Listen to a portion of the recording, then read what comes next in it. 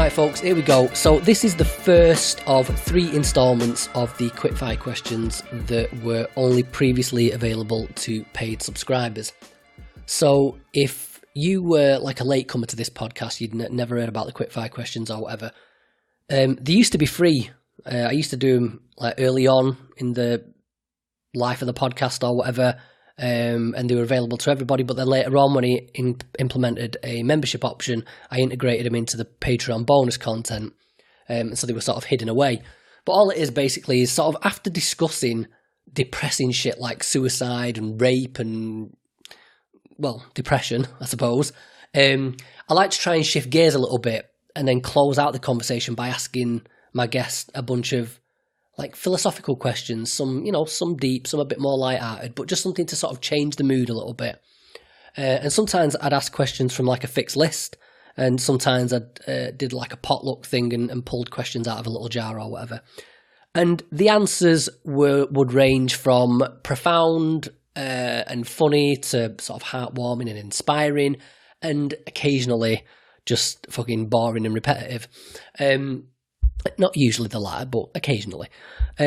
So anyway, all I'm going to do is, to sort of break these little episodes up, is remind you of the episode name and number, and then the sort of name and the credentials of the guest in question, and then maybe like an honourable mention if it was a particularly revelatory conversation for me. So I want to keep it sort of short, sharp, sweet, simple. And I've sort of thought about like arranging these episodes in various themes, like, you know, the best answers, or my favourite interviews, or like episodes with the most hits or whatever. But I couldn't be asked. So you're just going to get them in chronological order as they were published. Right, so with that, I guess we should just sort of jump into it, eh? So let's start with episode 55, The Anatomy of Humour, Dr. Brian King. So Brian is a psychologist and stand-up comedian and public speaker who travels the world as a performer and instructor, giving seminars to thousands of people each year on the health benefits of humour. He's also the author of The Laughing Cure, Emotional and Physical Healing. A comedian reveals why laughter really is the best medicine. Now, this is the longest instalment of the series, about 22 minutes. All the rest are sort of in the 10 to 15 minute range. Yeah, let's jump in. What's the best piece of life advice anyone's ever given you? The best piece of what? The best piece of life advice anyone's ever given you. Oh, wow. You know, I don't, nothing stands out actually. And I think that's probably just my poor memory and my ADD that, more than anything else. But, I often give people advice, and I've been told pieces of my own advice that I've given people, and I don't remember giving it, but I'm like, oh yeah, that's pretty good advice. So I guess I've given people good advice, and that has stuck with them, but nobody's ever really said anything to me that has stuck with me throughout my life. One kid, I remember I went to college in Texas, in Austin, and I was getting my computer repaired one day on campus at the university. And the kid who was, took my computer, he's like, hey, Brian King, that sounds familiar. I used to work with a guy at Taco Bell named Brian King. And I said, oh, that's a crazy coincidence. I used to work at Taco Bell. My name is Brian King. And he's like, oh, yeah, really? Are you the guy that I work with? I was like, well, probably. And we figured out that we worked together, so it was years ago, but we didn't recognize each other. But we figured out that we worked there. And he's like, yeah, I'll never forget this thing that you told me. I was really stressing out about like trying to make my taco shells or, whatever it was. He's like, I'm trying to, and you took me aside and said, hey, relax. It's just Taco Bell. It's not the end of the world. And that has stuck with me for my entire life. And to this day, I still remind myself that it's not the end of the world. And so and he thanked me for giving him, that little nugget, while we were working in the trenches of Taco Bell, and so I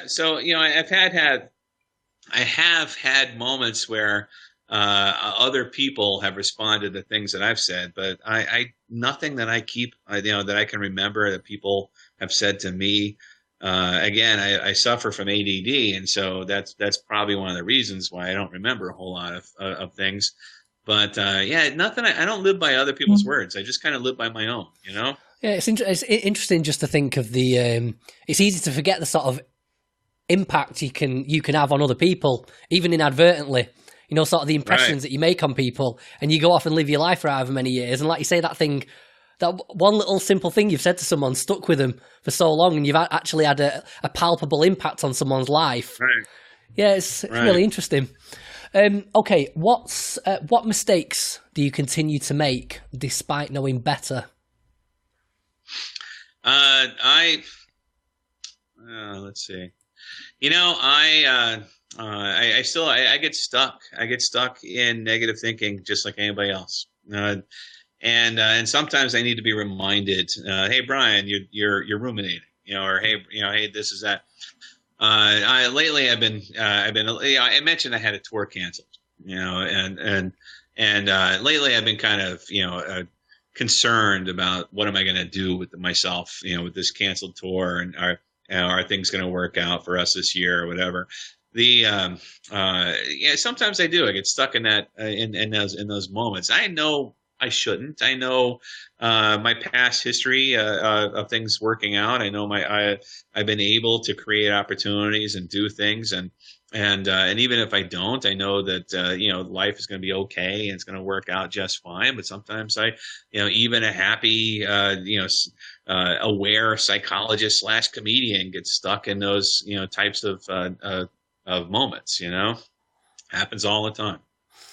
Okay, this might be a good one, following up from that one then. So, what makes you feel most accomplished?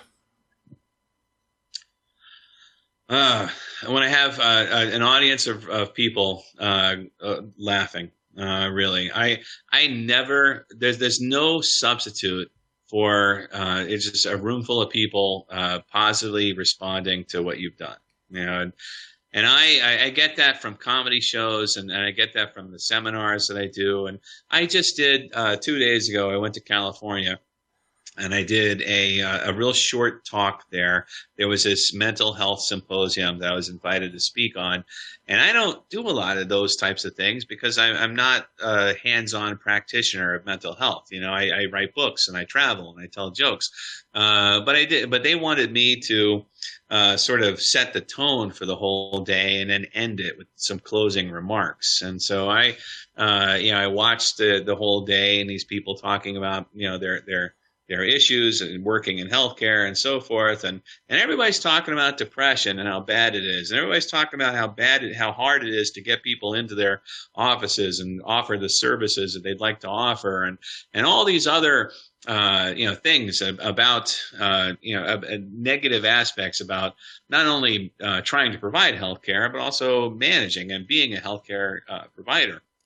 And then, so I went up and closed off by saying, "Hey, I'm not a healthcare provider. I'm a comedian, who just happens to be a psychologist," and just made him laugh. Just made him laugh for like 20 minutes.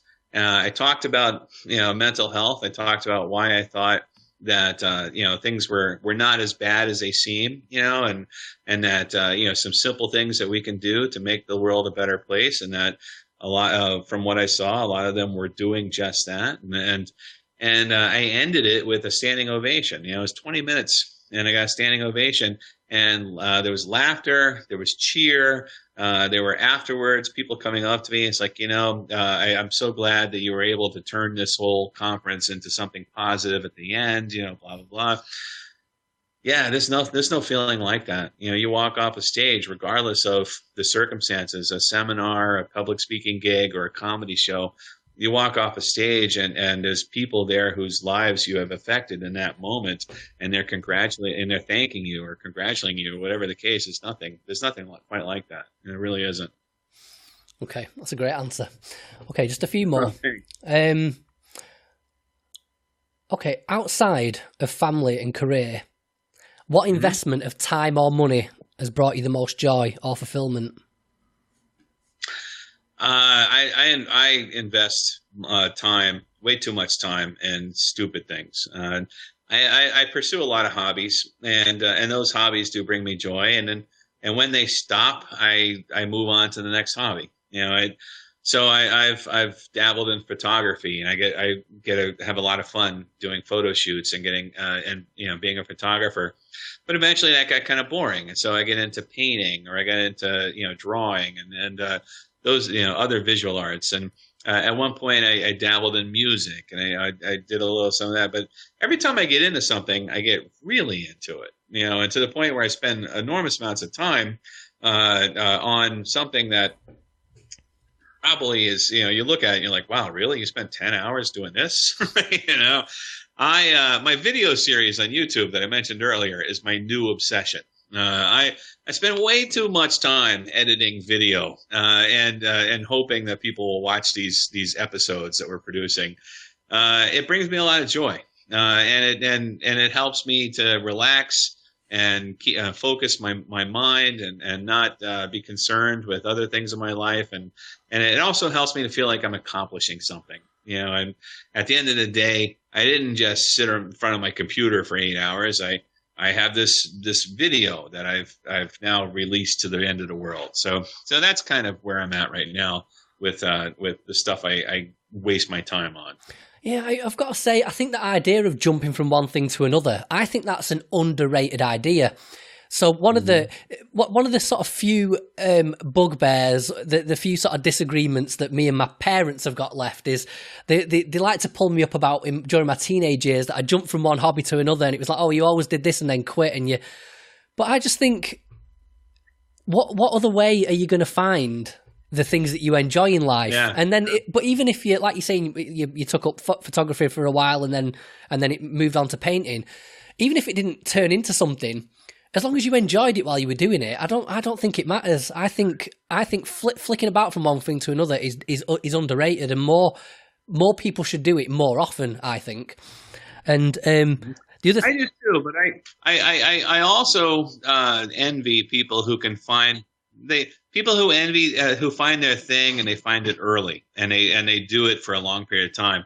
Like I always tell I'm a mediocre photographer. I'm a decent writer, but I'm not like a brilliant writer. I'm a good comedian, but I'm not I'm not Robin Williams, or I'm not Jerry Seinfeld. And so I always say I would be if I discovered those things earlier and just concentrated all my effort on those things. So I sometimes envy people who can do that. They find that they are very passionate about something, and that's what they do, and that's all they do. I'm going to play. I love playing the guitar. That's what I'm going to do. I'm going to be the best guitar player.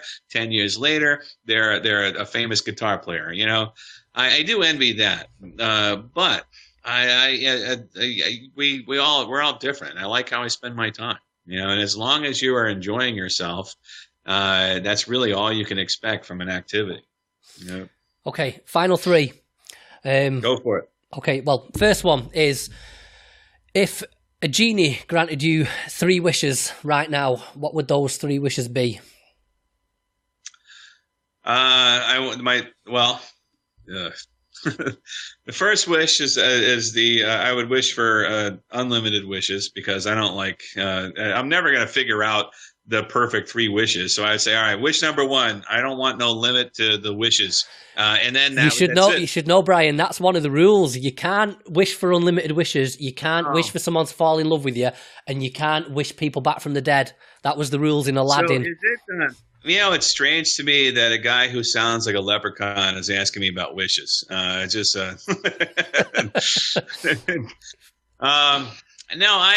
don't know. As far one thing, okay, so I can't bring people back from the dead. I can't do that. Can't make people fall in love with you. Okay, well, I wish that I have a new daughter, and this is very real. I'm an older parent. I'm in my mid-40s, and I have my first child. So she just turned 1 yesterday. Or actually, no, she turned 13 months old yesterday. I don't know what the future holds. I'm pretty healthy, but I just want to make sure that I'm there to see her, and grow into an adult. That would be wish number 1. Wish number 2 would be that for me to provide a stress-free or a minimized stress environment for my daughter to grow up in. And part of minimizing stress is ensuring that she has enough resources to not to worry about shelter and food and education and so forth. So I don't know what the dollar amount would be, but there's definitely going to be an amount that's associated with that wish. And the third wish, which might relate to the second one, is for everybody in the world to buy my book. What? I've got to say, Brian, I can totally relate to that idea. So I've got two kids. I've got one little boy who's 7, and then I've got a little girl she's 14 months, so similar age. And the genesis of my mental health problems all stems back to hypochondria, and as a child, obsessed with illness and dying and death and cancer. And so when my little boy was born, that idea of, I was only young at the time, like 27 when he was born. But that immediately came, after not worrying about it for so many years, it immediately came back to the forefront that my obsession became, I have got to be healthy enough. I've got to see my little boy grow up. And then I got over it, and it was fine for a few years. And then again, just last year when we had my little girl, Hope, it came back again, this obsession with body checking and worrying about symptoms, because this idea that I'm old, a bit older now, I'm in my mid-30s, I've got to be around to see my kids grow up. That's if I could have any goal that I'm going to fulfill, it's that one. Yeah. So I can definitely relate to that one. Okay, so here are the big... Yeah, I think... knowledge. I think knowledge of our own mortality. We're unique in the animal kingdom, is that we know that we're going to die, and that's terrible that we know that. I wish I didn't know that I was going to die. Yeah. I wish I didn't know that, because I could just be like perfectly happy all the time and not oh no, it's great, things are great, But the reality is that we're aware of this piece of information, and that sets us apart from other animals. And so we do things and we concern ourselves. And it's a struggle. But I will say that my daughter brings me nothing but joy. Oh, it's amazing. She's the best. And I wish I had known that having kids was so great. I would have done it years ago. Yeah. But it's wild. It's cool. It's amazing. I've got to say, I thought when I was doing a bit of research for this interview, I didn't actually find anything of this, but I was speculating when we were talking about the evolutionary origins of laughter. I was wondering whether the evolutionary origins have got anything at all to do with that it coincided with the recognition of our own mortality. I mean, I know we've already spoken about animals and their level of humour, but because ours is more sophisticated and we have abstract humour, I just wondered if that's got anything to do with it. That, at the same time that we realise our own mortality, the only thing that's left to combat that is to laugh about it. Or develop a whole bunch of religions. All that, which is sort of laughable in itself, I guess. Okay, these are the big two now. So okay. The first one is, what do you think is the meaning of life? Right now, I think children.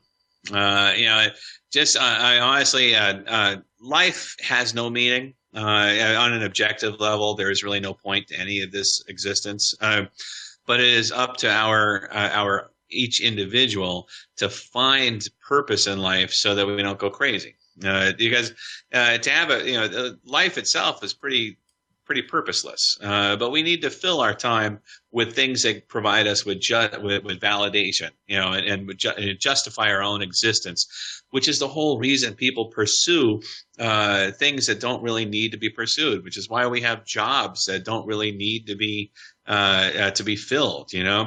In the corporate world, we have all these jobs. I spent some time in the corporate world. We have all these jobs that are unnecessary, but they provide people with a sense of purpose. They sort of validate existence. There is no objective meaning to life, but you find it where it is. Right now, I find it in my daughter and raising my daughter and being the best dad it can be, the best parent it could be.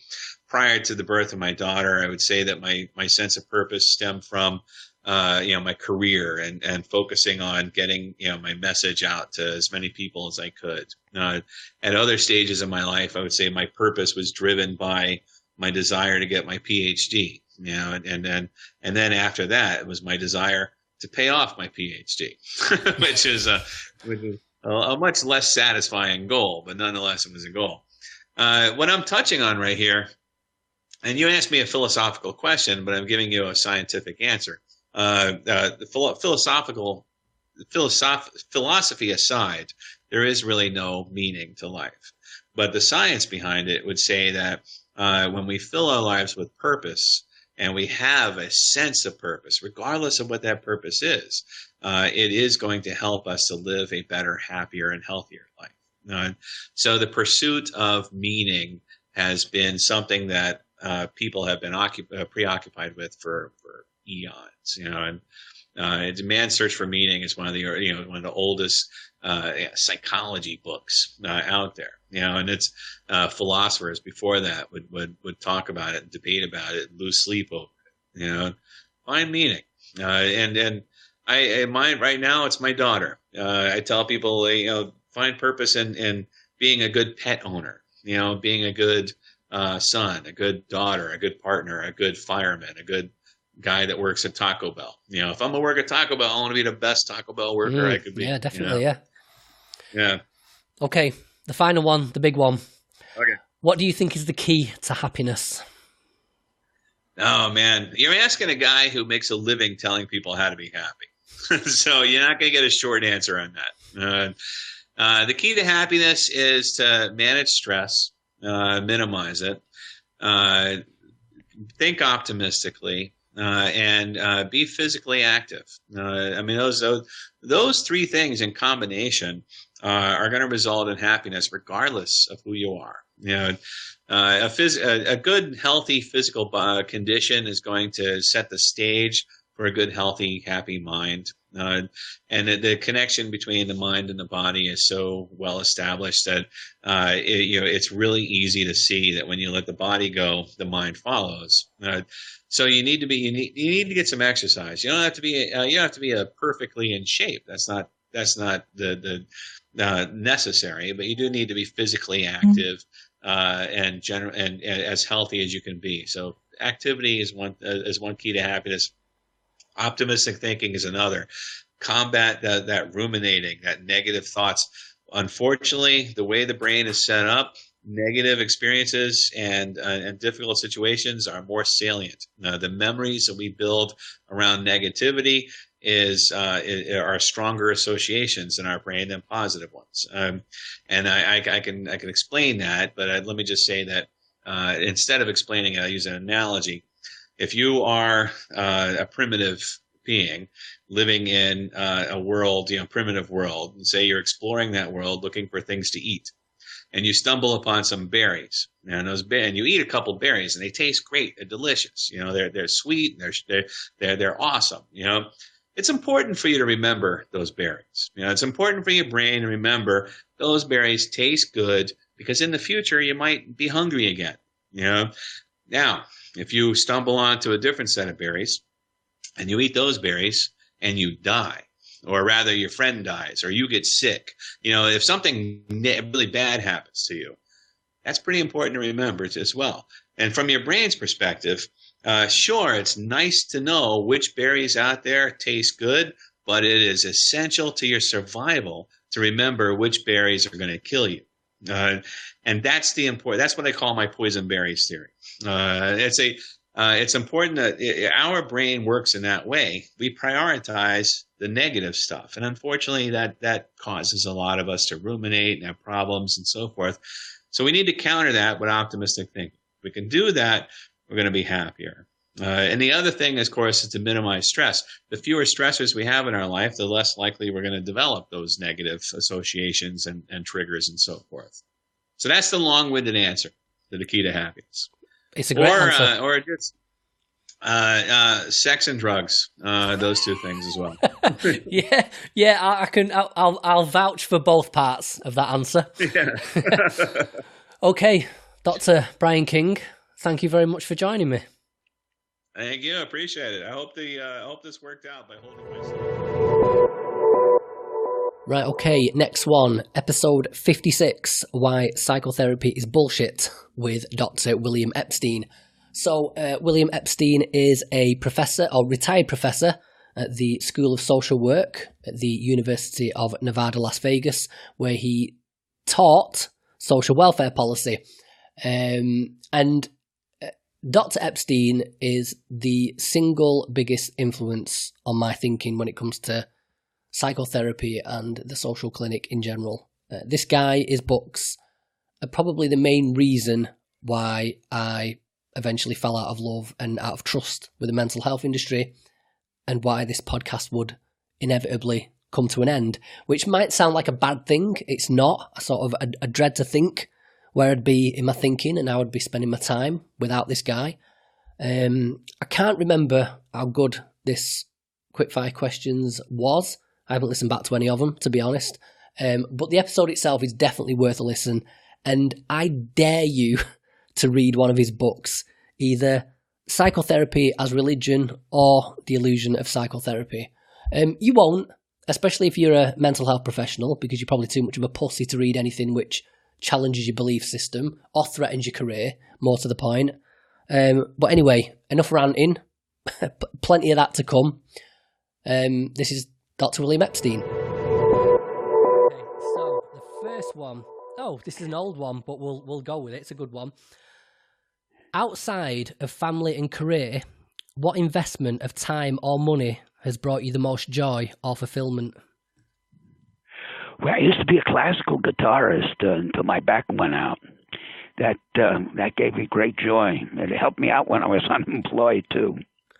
I've got to ask William, because I play a little bit of guitar myself. I used to be in a band when I was younger, and I still pick it up and have a twang every now and again. But how come your back stopped you from playing? Well, you know, the position in the classical guitar is distortion of the spine. And I was also doing long distance running at the same time. Boy, it did havoc with my neck and my lower back. I played for 25 years, and I was doing club dates, classical guitar club dates for about 20 of them. But boy, I had to stop. And I gave away my guitars. I just stopped. The pain was off charts, and I had surgery on my neck and my shoulder and my back. Wow, yeah, you go over the top with the classical guitar and sort of pick with all your fingers, don't you? It's a different position. That's right. Yeah. That's exactly right. Okay, next one. Oh, this is a good one. What qualities do you admire about yourself? My world-class modesty. Saying that sarcastically, or is it a genuine? Oh no, okay then. Maybe perseverance. Okay, next one. What would you consider your greatest accomplishment so far? I survived 35 years of social work. Expanding on that genuinely, what's the a long time, but what's the most stressful part of it? Well, they tried to fire me a number of times from the university, and the field tried to ban me because of a bit of research that I did. And then the stuff that I teach is less and less popular. There's no community organization. There's very little concern with policy of the rest of the field. It's a field that's completely dominated by therapists. I've got to ask now, William. What was the research that nearly got you fired? Oh, it was famous research. What I did was, this will take a few minutes. Do you have the time? Yeah, that's fine. We've got 10 minutes. We've still got 7 on the clock. So, okay. What I did was, some of my papers had been turned down from publication with idiotic comments. So I wanted to demonstrate with test this confirmational response bias in the journals. So I wrote a paper, a phony paper, in two versions of it. One had positive, one had negative findings. I sent it. I divided the journals into two categories. One got one paper, one got the other paper, and I compared publication rates, and I did an analysis of the quality. When they found out about it, they brought me up on charges for doing unethical research. So as soon as they found that I did unethical research, I called newspapers. Times covered it. All the prominent newspapers in the country covered it because it was a fundamental issue of free speech and free academic speech. So on reconsideration, they overturned their decision. But I had a hell of a time getting work after that. Oh, it's a brilliant idea for testing the ethics of the journals involved, I guess. That's exactly right. Yeah, that's a brilliant idea. Was it worth it? Do you feel like it was on a personal level, not on a career level, but at a personal level, was it worth it? I don't know. Okay. Oh, this one. Picking these out at random, and these are all sort of, this ties right into it, or possibly. What negative experience has had the most positive effect on your life? What kind of, ask me again, please? What negative experience has had the most positive effect on your life? Negative experience? I don't know. I'm not sure. Go ahead. Okay. Oh, here we go. What's the most spontaneous thing you've done lately? I'm not a very spontaneous person anymore. Okay, I'm definitely not spontaneous. Okay, what about let's expand it. Instead of what's the most spontaneous thing you've done lately? What's the most spontaneous thing you've ever done that springs to mind then? Oh, maybe the research that we spoke about. Okay. Oh, this is a good one. What are some of your own personal goals for the next 5 years? I'm 74. I'll be 75 shortly. It'd be nice to live for 5 years. Well, I mean that's always a good goal. Let's assume that what you're going to achieve that one. Okay, I'm probably going to retire next spring, and my wife and I are looking to move to Portland in a few years, and that would be nice. It would be nice to leave Las Vegas. Just like the song. Is it a song I'm thinking of, Leaving Las Vegas? Or is that a film? I don't know. Okay.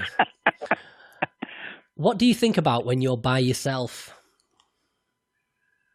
Well, I must say, I got married again about 3 years ago, and I think about my wife, and I think about what I write. Okay. Oh, I love this question. Okay. If you could give your younger self one piece of advice, what would it be? I had a pretty good job in the federal government, and I gave it up to go to get a doctorate. That was a hell of a mistake. I should never have done it. Why is that? Well,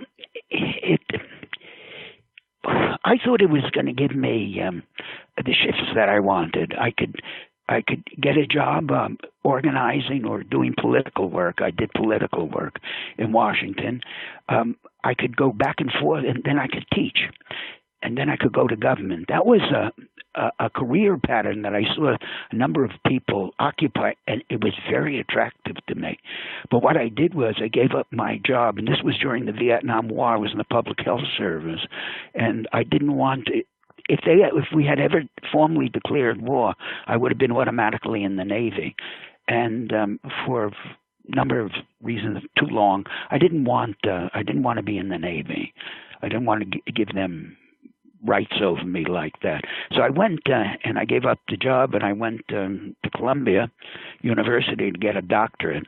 There was hardly any market for me when I got out.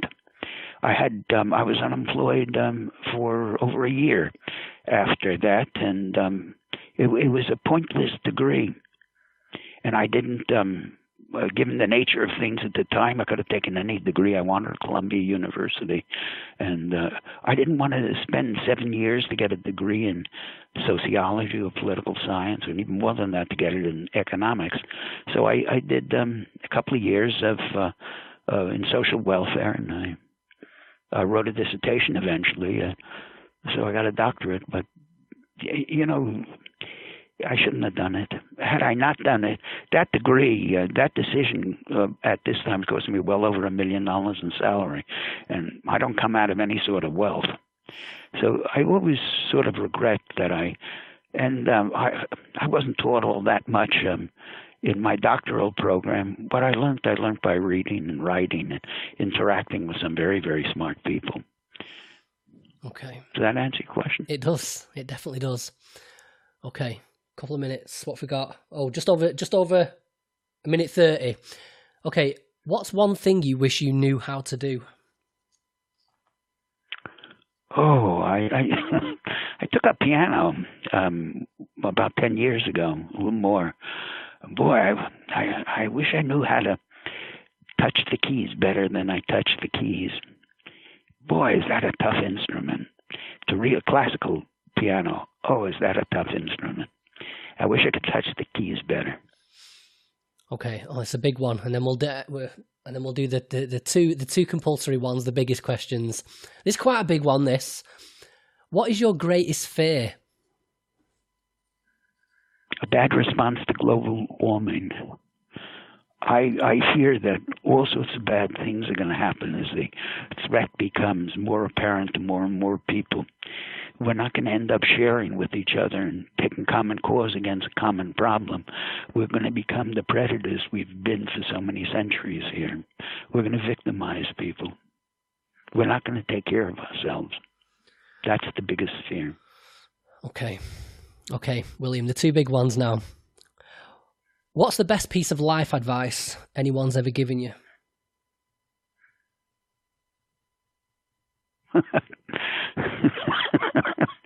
My mother summed me up. My late mother summed me up perhaps better than anybody else did. If I tell you what it was, will this satisfy your question? What she said to me was, she characterized me. She said, more balls than brains. Do you, as that panned out, do you think that was an accurate description of you? Yes. Okay. And the big one, always got to end on this one. What do you think is the key to happiness? I don't think there's a key to it. I think you get lucky or unlucky. Okay. I'm gonna follow that up. If there's not a key to happiness, what can an individual do that's most conducive to it? I don't know. I'm not a wise person. I don't know. Intuitively, I don't think it should be pursued. I don't think happiness is the thing to be pursued. What think should be pursued? An absence of the negatives. A dog runs for one of three reasons. It runs away from something, it runs towards something, or it runs because it loves running. I think running away from the bad is very good. Trying to do better. Okay, so we got there in the end. That's a brilliant answer. Okay, Dr. William Epstein, thank you very much for joining me. I really do appreciate it. It's been a very interesting episode. Thank you very much. This has been quite a pleasure. Thank you very much. Right, on to the next one. Episode 60, The Curse of Existence, with Professor David Benatar. David Benatar is Professor of Philosophy at the University of Cape Town, South Africa, where he teaches courses on moral philosophy and applied ethics, and he's also the author of the infamous Better Never to Have Been, The Harm of Coming into Existence. A bit of a tricky one, this one. David is an extremely private person, so he was kind of a reluctant participant in these quickfire questions, but still, it was like worth a shot, no harm in trying and all that. And again, like my William Epstein interview, my conversation with David was one of my favourite ever interviews. If you've never heard of antinatalism, I recommend you go check it out, especially if you've got kids. So, Professor David Benatar. So, okay, on books. First question. What is the last book you read, the best book you've ever read, and then a book recommendation on this specific topic. Sorry, I think I'm going to pass on that. I'm going to pass on that question. Going to pass on that question. Sorry. Okay. Right. Sorry. No problem. No problem. Okay. If you could change one thing about the world, what would it be? Oh, I have to get you to define that question. Change in what way? Prospectively. I'll tell you what. Just whatever. Just on a completely on a level of pure desire, whatever first sprang to mind. Then whatever that question conjures up for you. I suppose the maltreatment of animals would be one thing that comes immediately to mind. Because I think that's going to be it should be even less controversial than the anti-natalist one. I think that humans can get everything that they want and need without having to treat animals in the way that they do. Whereas I recognize with anti-natalism, there's certain pleasures of rearing children that would not be widely available. Yeah. Sorry, David. It's looking like it's looking like the vegan approach to life is starting to make some headway as well. Like really picking up pace. Is that giving you any sort of I don't know, any sort of faith in humanity that maybe that one at least will catch on? It seems to be catching on much more. That is pleasing to see, but it remains to be seen just how far that goes and how many humans can be convinced. Okay. What quote resonates with you more than any other? Again, sorry, I can't answer that question because there's just so many. There are many things that resonate. Depends on the moment. I can't. No particular one comes to mind immediately. Okay. Sorry. No problem. No problem. Do you believe more in fate, or that people are the creators of their own destiny? I think both play a role. Care to expand? Yes, I think there are lots of things that are within our control, but many things that are beyond our control. So, if you're asking me what the relative amounts of those things is, yeah, I suppose I would say a fate more than our own control, because obviously in this context, the one thing that we don't have control over, that's absolutely crucial, is the very establishment of our existence in the first place. Mm. So that single biggest thing is beyond our control. Once we're here, we've got some control over certain things that happen to us, but not that much. Okay. Are we obligated to help other people? I think to some extent, but the extent to which we are is a matter of controversy. So I do think we have some duty to help other people, but there's a deeply contested philosophical literature about how extensive those duties are to others. Okay. Couple more. What's the best piece of life advice anyone's ever given you? Again, nothing comes to mind. Most advice that I get is very poor advice. But I think most life advice is poor advice. It tends to be what I call fortune cookie wisdom. It's little optimistic nuggets that people will like to dish out. And I find this often unwise and unhelpful. Okay, I'm going to run this one, but I think this is along the anti-natalist lines, and I think it's quite interesting. So, as a philosopher, you're familiar with the trolley problem. Yes.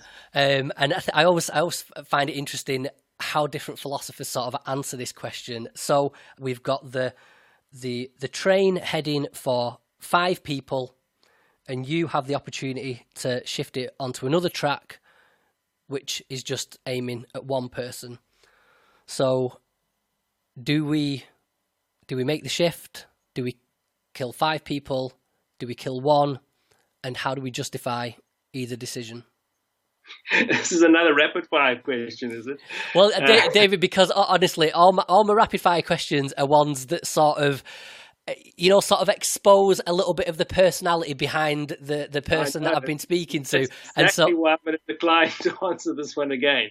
But perhaps I'll answer this one with a bit of humor, because I was once directed to a little video on the web of a child who was playing with his train set. And there were a number of people on the one railway line, and then there was one person on the other railway line. And now they were asking the kid which way he should take his train, towards the 5 or towards the 1.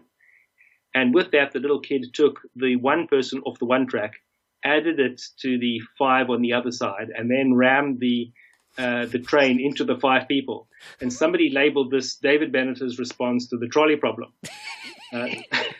So let me just say that is not my response to the trolley problem.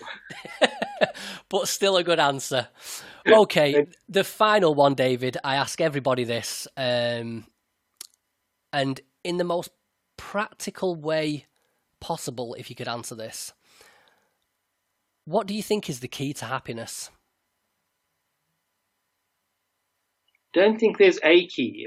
You're obviously familiar with the paradox of happiness, that the one way not to get it is to pursue it directly, that happiness emerges from the pursuit of other things. And I think that probably is true. So there's not going to be one key. I mean, if you want to view that as one key, I suppose you can. But there are multiple ways, I suppose, to gain some happiness in life. They can come through any number of pursuits. And I suppose there'll be different ones that are best suited for different people. So I'm not going to suggest that one endeavor, because I can't imagine that that's going to bring happiness to everybody. David Benatar, thank you very much for joining me. It's been a genuine honour to speak to you. I think it's a fascinating subject.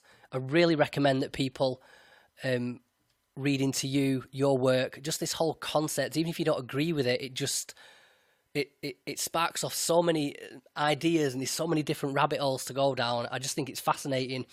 You're such an engaging speaker, and I just think your ideas and your force of argument is just brilliant.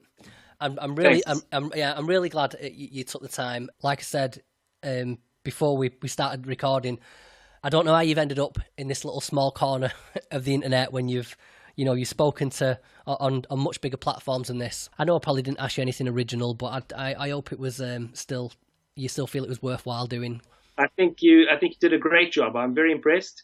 I'm sorry I didn't deliver more on the rapid fire questions. No, you know what, David? It'll be the David Benatar fans will listen to that and be like, "Yep, serves you right for trying to do that." So it's perfect. It's perfect. And like I say, I appreciate you taking the time. So thank you very much, and thank you very much for joining me. Thank you very much for your kind words and for your engaging discussion. I appreciate it a lot. Right, next one.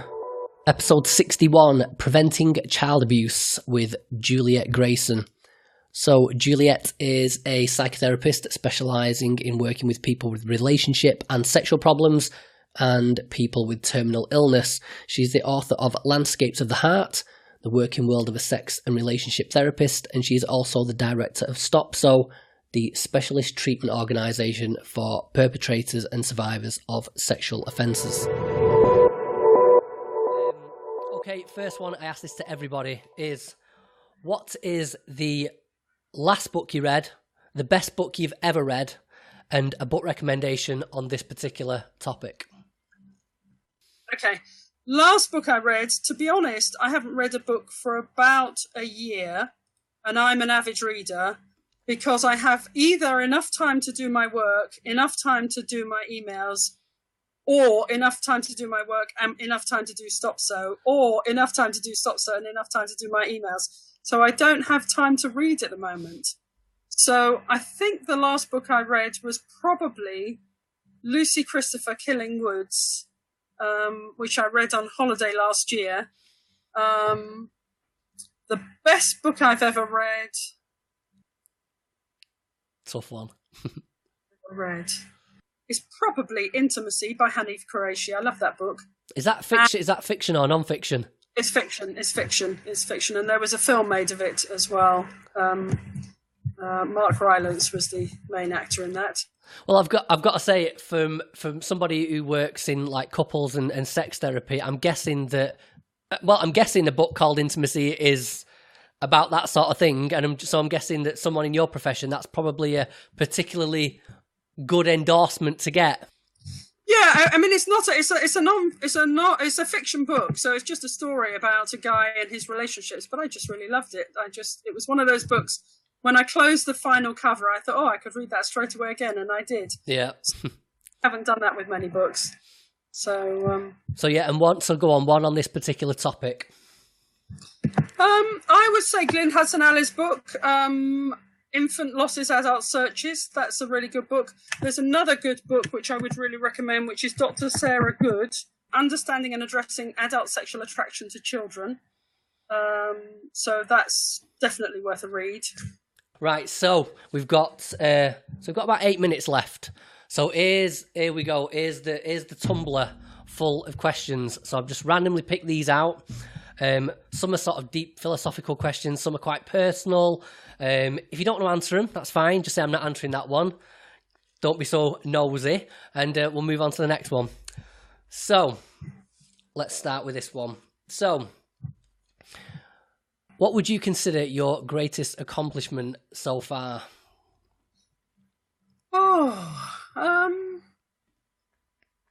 Well, probably having a healthy and happy relationship, my second marriage. So that, in a way, I was going to say setting up StopSo, because actually there was a group of us that founded StopSo, and I'm very wedded to what we're aiming to do and the work that we're aiming to achieve. So that's very close to my heart. But also very close to my heart is having a successful relationship that I'm really happy in, and that's as a sex and relationship therapist, I know how hard that can be. So that's something that I'm proud of. Okay, good answer. Next one. What have we got? Right, okay. So I've not had this one before. Can you remember a time in your life you felt the most alive?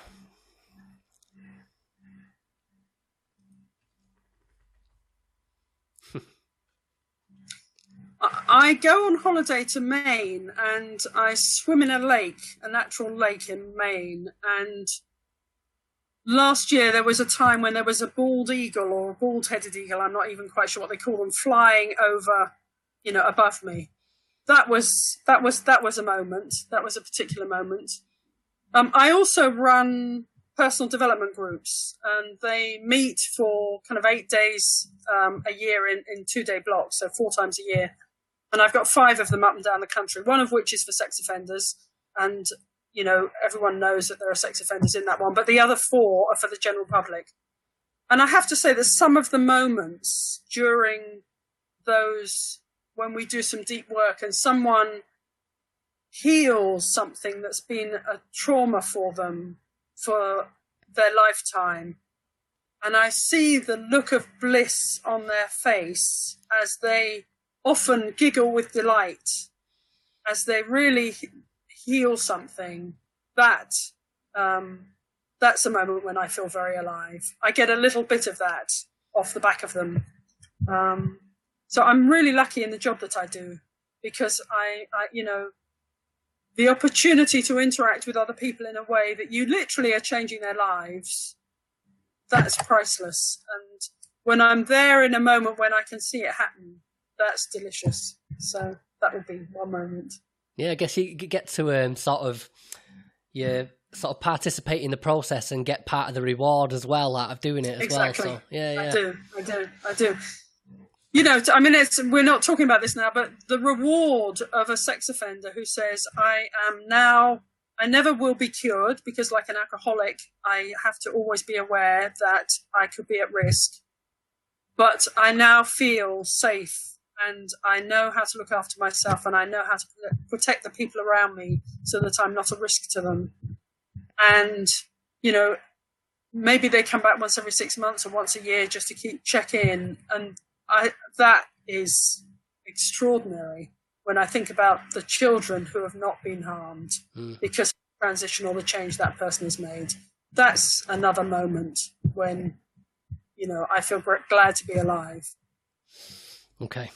Next one. I've got loads in here. I keep adding to them. It's getting longer and longer, this list. Oh, what's your biggest pet peeve?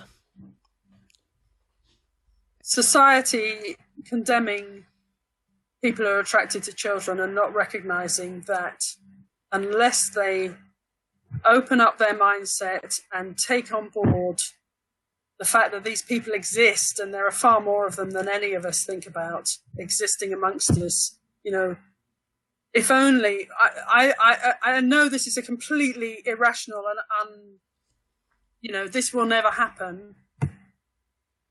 Mind you, we would have said there would never be a time when I could sit face to face with someone who was in another part of the country and talk to them. Yeah. But, you know, I would love it. And it has happened once, actually, where someone said to a friend who said to him, why do you never come round during the day when my children are around? And he said, well, do you know what? I'm attracted to children, and so I never visit you when your children are there because I want to keep your children safe. And his friend didn't dismiss him, didn't shout at him, and remained his friend, and actually saw the benefit of, you know, the gift that his friend was giving him. And they had an agreement that they never would meet when his children were around, and that. So I would like a society where that could be normal, where, you know, just as if I was an alcoholic and I came to you and said, please don't give me any wine because I'm trying not to drink at the moment. I could also say to you, just keep your children in another room because they're safer that way. That's what I would like, but it's never going to happen. Yeah, I think that one of the distinctions there that what makes it troublesome for people is that it's the, you know, with things like you know, drugs, alcohol, and all kinds of other habits and addictions that people have. It's this idea of harm coming to the other person, you know, harm coming to the child that's the hurdle that I think the sympathy is. The potential for harm is the hurdle that sympathy is never going to quite get its. I was going to say quite get its leg over. That's terrible. Oh, ouch! but you think about an alcoholic. An alcoholic, you know, damages their relationships. Yeah, they that's true. Around them, they get violent when they're alcoholic. You know, when they're drunk. You know, so anyway, I agree. It's never going to. Yeah. But that's my wish. Okay, let's do a couple more.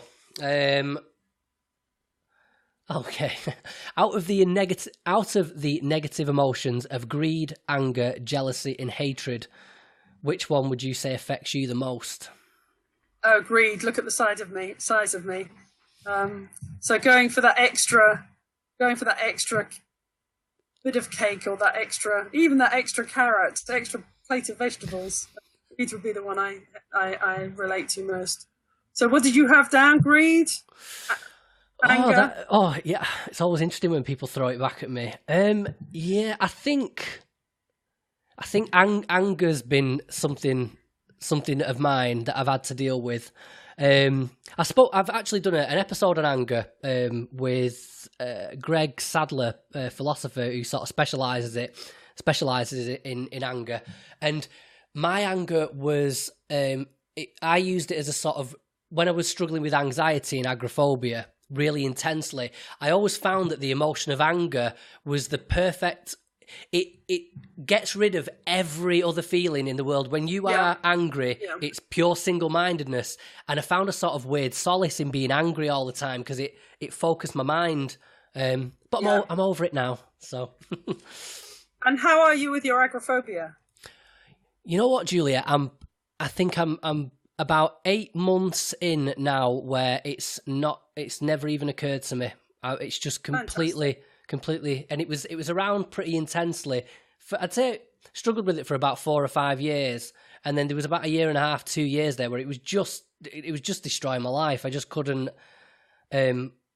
go anywhere without feeling nauseous, dizzy, panicky, depersonalized, and yeah, it's strange looking back on that. It's a completely different conscious experience that I'm having of the world now. It's almost, I dare say, and I hesitate to say, feel like, you know, touch wood, I feel like I'm back to my old self to an extent. Fantastic. Yeah, it's been an interesting journey.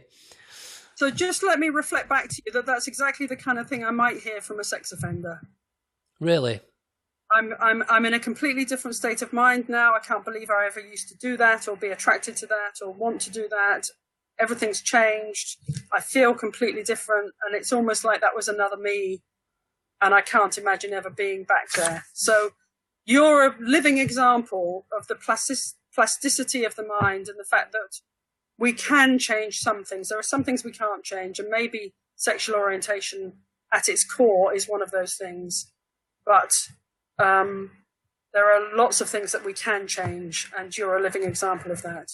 Yeah, thank you. Well, you know what's interesting is just as you're sort of telling that giving that example is, it's something that, you know, even for me, I'm doing this podcast. I'm in psychology, and I've got an interest in reading about the fringe aspects of psychology in which things like paedophilia would fall. And I like to think I've got an understanding of it. I like to explore the nuance of it. You know, despite his political ideas, and I think his ideas about what he thinks a child psychology works like. The conversation I had with Tom, I'm still able to dismiss a lot of the bollocks he was talking and still focus on some of the nuance that he was talking, and there was a lot of it to get through, and it was uncomfortable to read some of the literature that he presented me with. But you see, even when you're giving that example to me, then I'm guilty of falling into the trap of immediate skepticism and thinking of everybody that's got a sexual attraction to a child is this sort of single-minded, foaming at the mouth, dirty old fella who that's his whole life revolves around it, and that's all he cares about. And it's when I catch myself doing shit like that it makes it even more stark just how big that hurdle is going to be. It's a huge hurdle. Yeah, but there's something.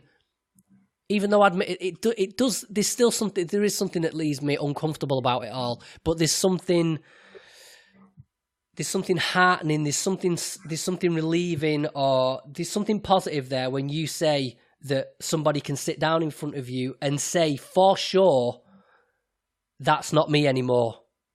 With the level of congruence that you just had about your agoraphobia, yes.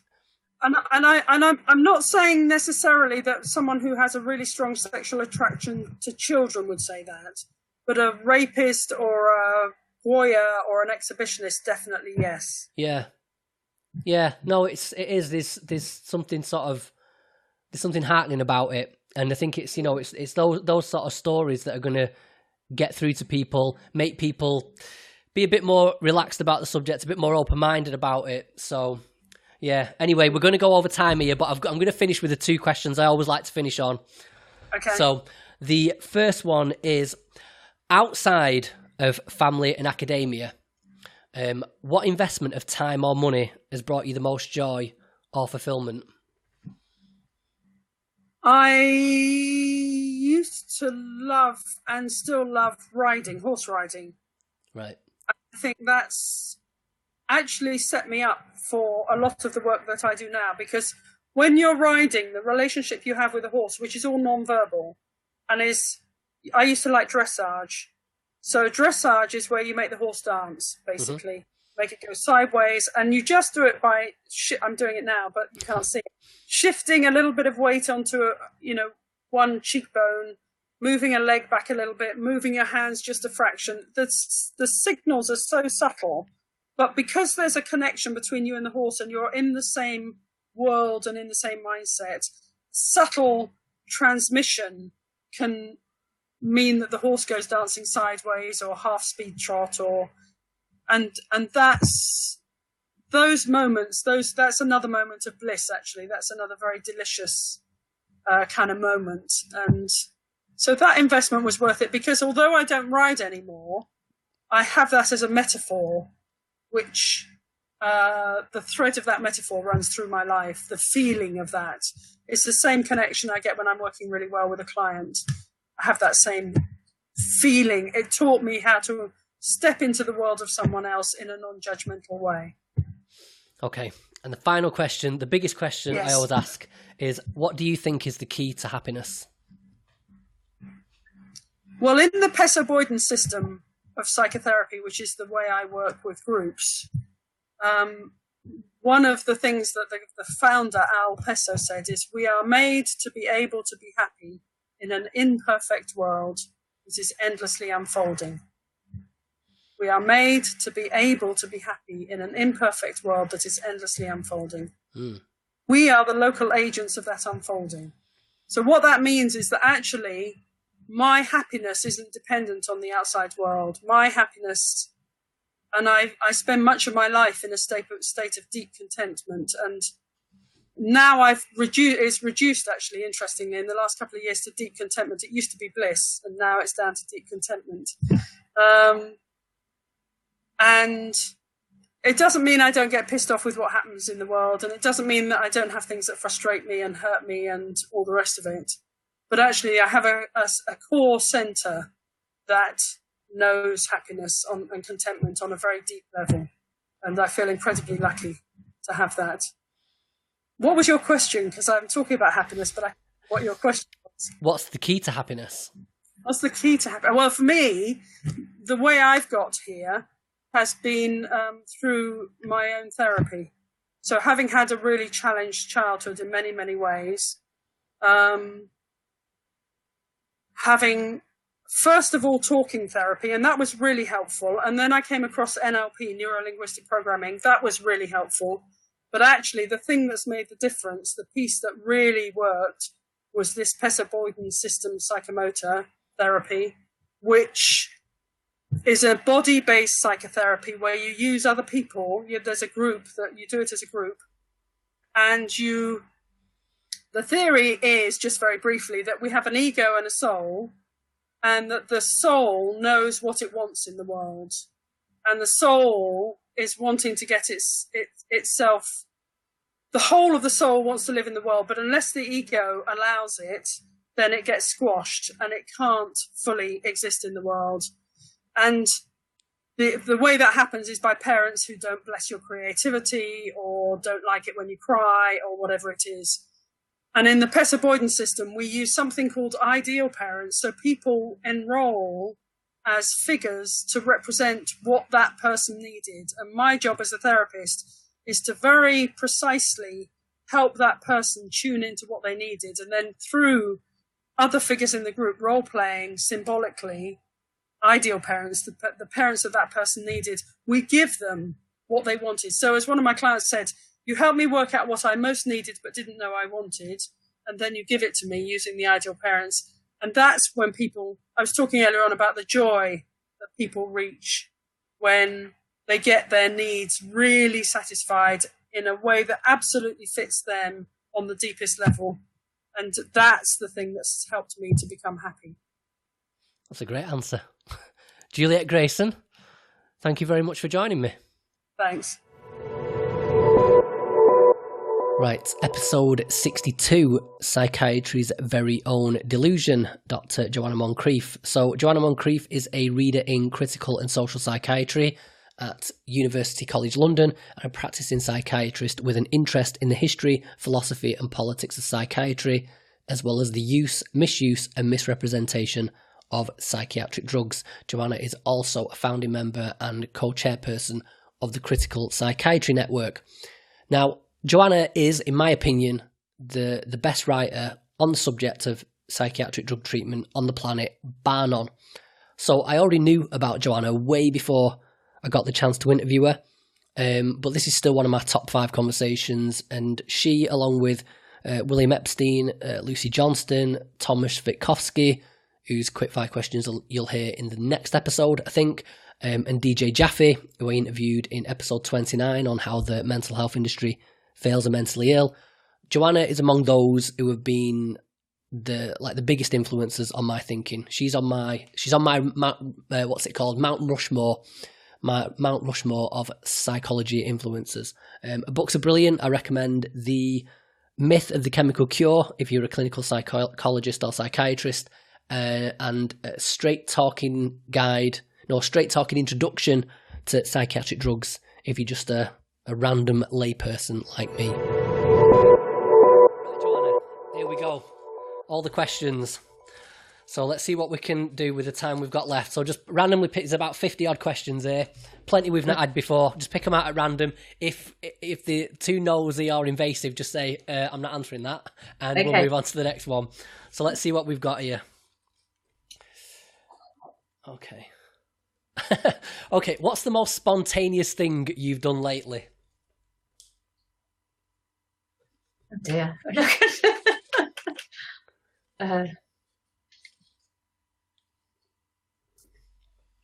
Nothing terribly interesting. I went to see Mamma Mia without booking.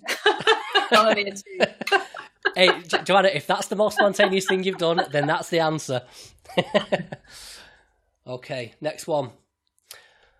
What's your biggest pet peeve? Oh, air conditioning. Air conditioning. I hate it. I'm always cold. We've got beautiful weather outside, and I'm inside in my office absolutely freezing cold. So that is my current pet peeve.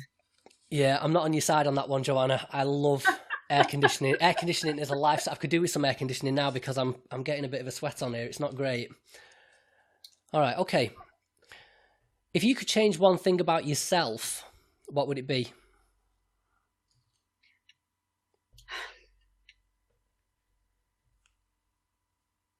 Well, I'm very impatient. I'd be more patient. Okay, you're gonna have to flesh that out with a bit of an example of why. Yeah, why does impatience affect you? It's just I get irritable if I can't get done what I need to get done. So it would be bad. It's partly why I like hot weather, actually, Danny, because when it's really hot, that's the only time I actually just don't do anything and relax properly. So, yeah, okay. I should relax a bit more. Okay, we've not had this one before. If you died tomorrow, what would you wish you had done? Oh, my goodness.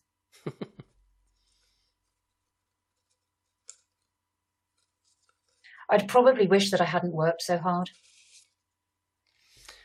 Again, why so? Spent more time with my family. Yeah, have you got kids and stuff like that? You feel like you're missing out on time with them? Is it or?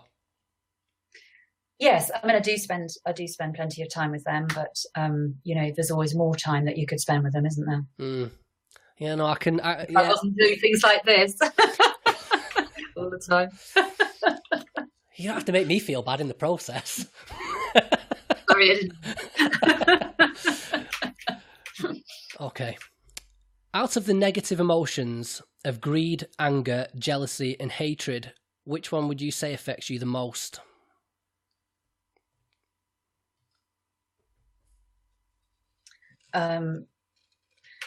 Greed, anger, jealousy, and hatred.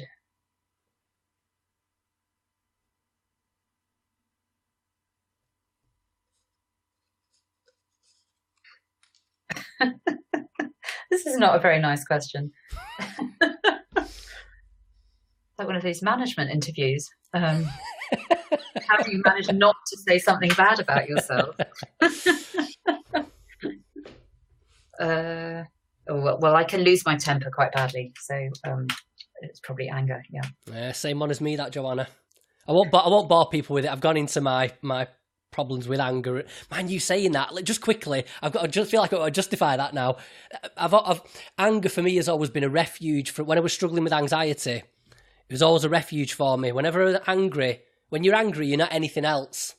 And it was always been my refuge in sort of.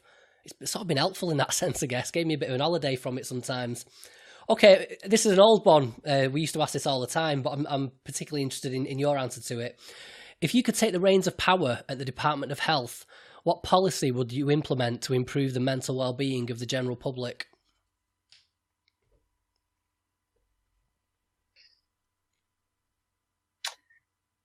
I think I'd be twisting the arm of the Treasury to ensure that there was more equality of income, equality of opportunity, decent interesting, rewarding jobs available for people.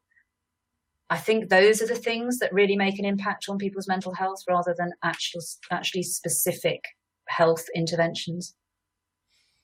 Okay. Oh, another old one here. What quote resonates with you the most?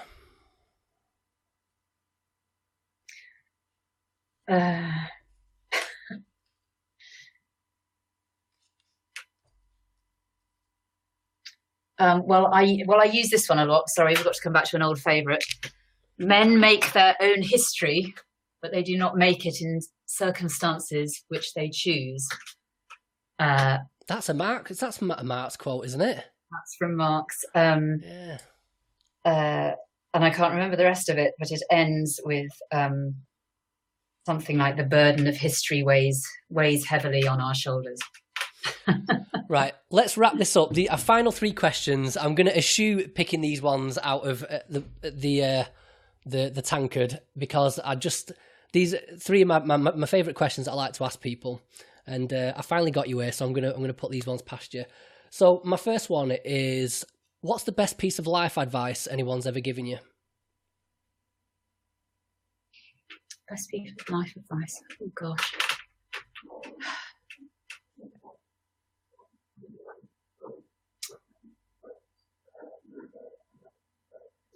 Sorry, think about this one. I like the pregnant pauses, Joanna. It's dramatic.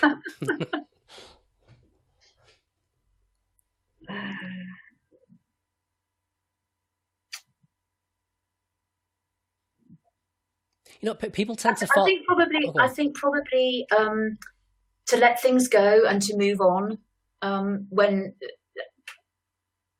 in certain situations. Not to necessarily hold on to situations that aren't working out, or friendships that aren't working out, that sort of thing. How good are you at executing on that advice?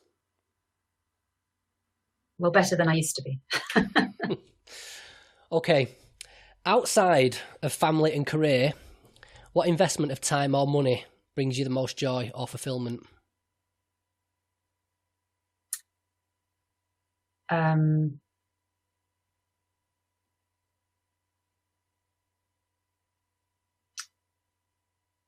So probably reading philosophy, if that counts.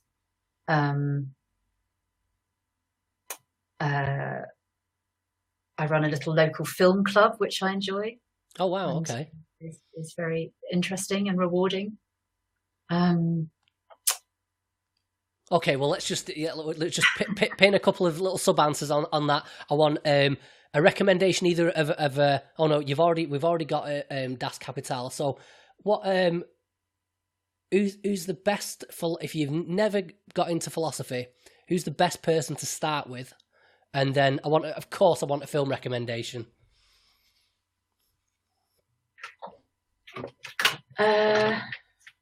Philosophers to start with. I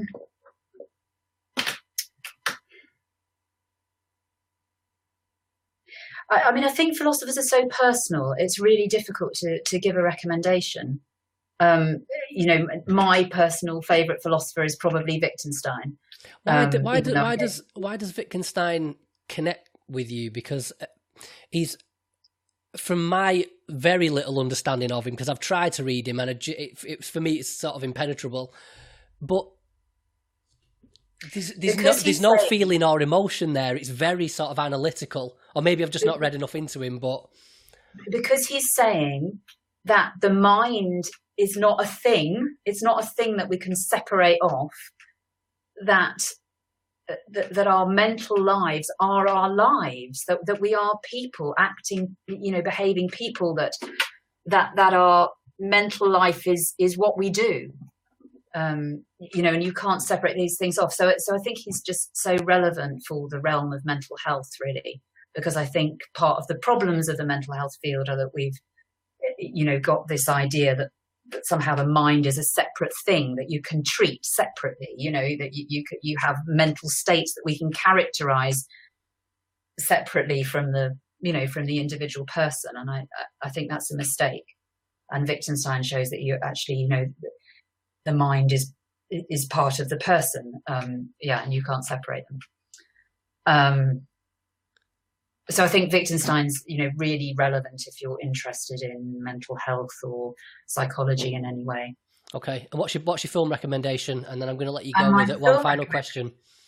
Is it was on Netflix, I don't know if it's still on, is a Terrence Malick film called Days of Heaven, which I watched quite recently, and I just thought it was absolutely amazing.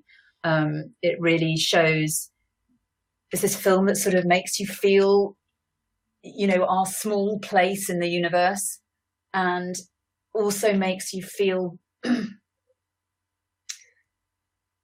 how we have these relationships that are really important to us, and then we move on and we make more relationships that are important to us, and we move through life essentially on our own. Maybe it's a rather depressing film in that way, essentially on our own, but making connections with different people as we go. I thought it was very interesting. Okay, final question. Everybody gets this one, and answer it in whatever way feels sort of most congruent to you, and that is, what do you think is the key to happiness? Purpose in life, having a purpose. And I think part of the dilemma for modern people is that we don't have a religious purpose anymore, or most people don't have a religious purpose anymore, so we have to make our own purpose, as the existentialists pointed out. And I think that can be tough. But I think we can do it. And I think that is what, if people can find that, that's the key to happiness. And have you succeeded in doing that? Partially. Partially. Okay. Joanna Moncrieff, thank you very much for joining me. I really do appreciate it. And I hope this long interview, felt worth doing. Thank you very much. Okay, lovely. Nice to talk to you. Thanks, Danny. Right, and that's it for this episode. Episode 2, part 2 of this little trilogy will be out in, probably a couple of days' time. So I'll see you then.